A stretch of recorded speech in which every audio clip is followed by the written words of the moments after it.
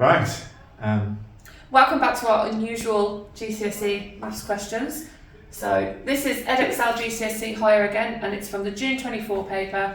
It's paper 1, question 20, I think. Yeah, we're going to put it on the screen for you now so you can have a little look at it before we talk about it. And we're back. And we're back. Right.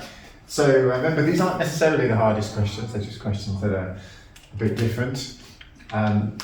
I've not looked at this question before because it's more fun that way. I have, because I'm prepared. So this is an indices question by the looks of it. Now, what they've tried to do to make this question difficult is they've got 2 and they've got the square root of 2 and different powers of 2. And so you're going to... Why is that funny? You're going to need to know how to deal with this, how to use the index rules. You can see you've got powers of powers here. You've got powers divided by powers. Right, but the thing that they've all got in common is 2, isn't it? So we're going to have to convert everything into powers of 2. Yeah. So would you do that first, or would you? So I'd do it like 2 to the power of x times 2 to the power of y, and like times them and convert them at the same time. Oh, would you? Right, so we've got 2 different things you can do here. Yeah. So that's 2 to the power of n over, and then we can convert it as we go. So that is, I was going to ask you, what is that? Like, you don't know. So cube rooting is the same as 2 to the power of a third. And then here, the square root is the same as 2 to the power of a half.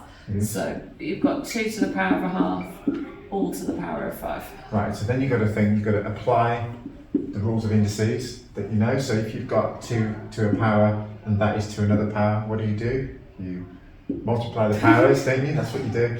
So, and if you've got a power of n divided by another power of n, then what do? We subtract the powers. So, we've got a times, and if you go a power of n, a power of 2, did I say a power of n? I meant a power of 2.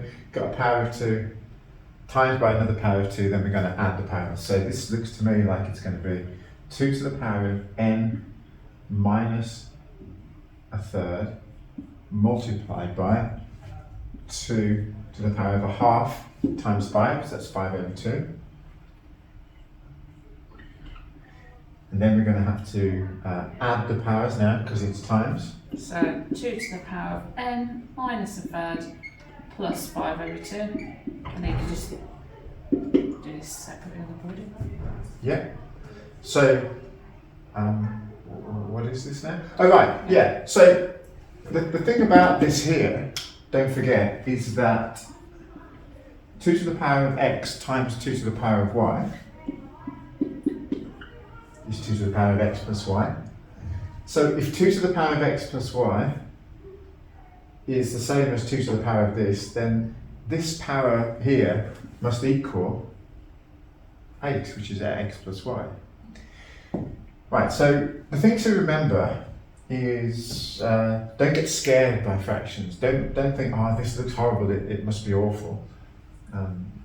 It's not so bad. Fractions, you've been doing fractions since like year 7. Yeah, so we've got, what have we got? We've got this here, which is this power, n minus a third Plus 5 plus 5 over 2, and that equals 8.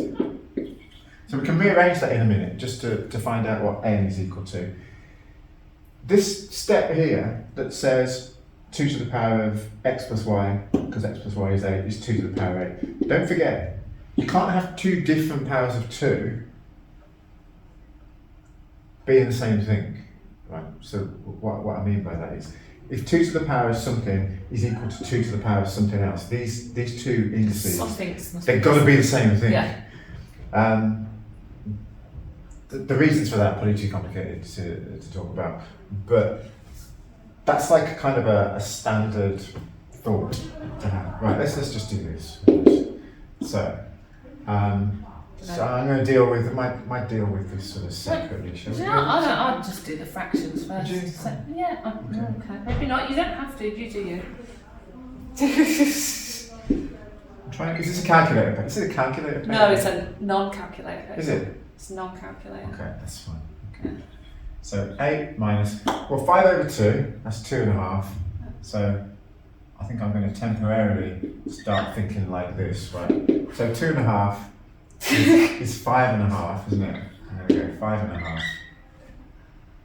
And so, And minus. yeah, let's write it like this. So we've got n is 5.5 plus a third. Lowest common multiple of 2 and 3 is 6, isn't it? So that's 5 and 3/6 plus 2/6, which is 5 and 5/6. That's what I got when I did it earlier. I wouldn't have done it like that. I would have collected these two together and then taken it away from 8 after. But you've got to remember, if you're going to collect these two things together, don't add them, right? Because if it's minus that plus that, you can't add those together and then say, well, that's subtracted.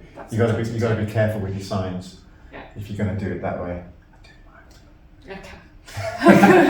Just don't worry about breaking things down into lots of little steps. Is what I would say, and Miss would say, don't worry about making it into as few steps as possible.